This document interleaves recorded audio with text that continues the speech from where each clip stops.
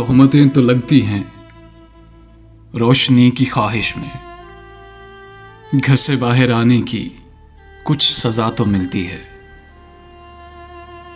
लोग लोग होते हैं, उनको क्या खबर जाना। आपके इरादों की खूबसूरत आंखों में बसने वाले ख्वाबों के रंग कैसे होते हैं।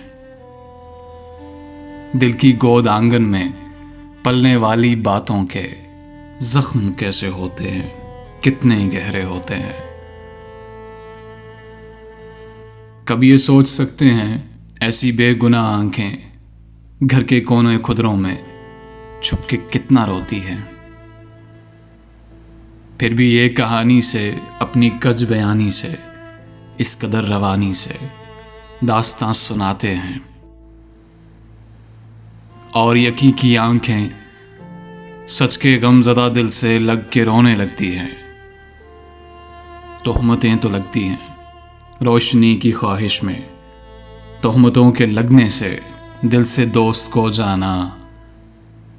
अब निढाल क्या करना, तोहमतों से क्या डरना।